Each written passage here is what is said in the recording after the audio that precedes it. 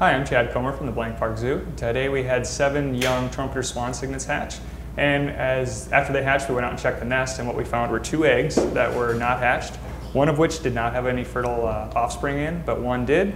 So what we've decided to do was pull the egg from the nest since the parents were done being on the nest, and we're actually going to assist this chick in the hatching process. And we want to do this process very slowly, so what we did is we just poked a little bit of a hole inside the egg, and that way the chick has the ability to breathe, and we're going to try and increase the humidity inside the egg, which means the chick won't stick to the inside of the egg after it gets a little bit older. This pencil line goes all the way around the egg right here, and that's my safe area. That's where I know that there's probably no veins left, or at least they've dried up completely, so I know I can safely pick at that area without having to worry about making the bird bleed. This is saline water, so it's a purified water, and this is a Q-tip. And what we'll do is we will soak this Q-tip with water, and the reason we're doing this is to soak the membrane, or the inner part of the eggshell.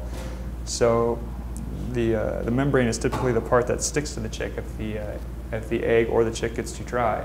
And the reason we want to keep that wet is because if we don't keep it wet, it can stick to the bird, and in the process of us having to help hatch it out, we can actually damage the bird, tear the skin, pull feathers out, or just hurt the bird in general and not make them quite as successful when they hatch out.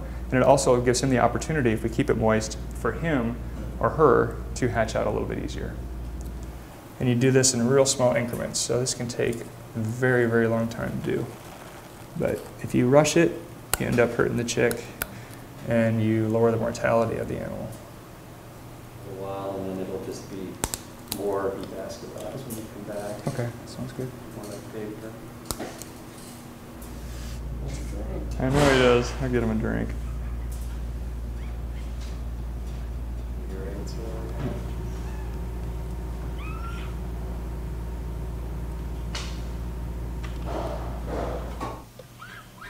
So if he can get this foot over here out, his left foot, he can push, and he's going to be out of there relatively quickly.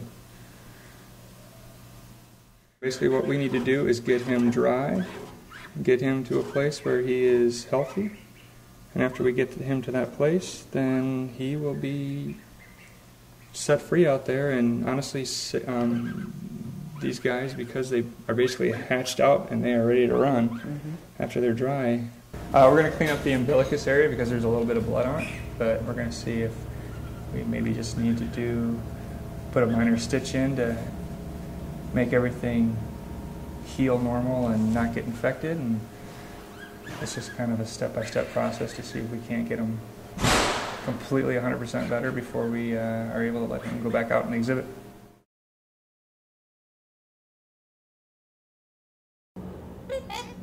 Today we're going to release the swans back into the canal, and it's been about 5.5 weeks since we helped this chick hatch out. It's our only surviving chick of the year, so it's pretty much a success story. Because of the fact that we had the floods this year, we lost most of the hatchlings to a bacterial load that happened because of the water, excess water that ran off into the pond. So this is a pretty proud moment for the Blank Park Zoo and all the staff that put in a lot of work on this animal, and we're looking forward to seeing a lot of success with this animal because it will eventually be released back into the wild.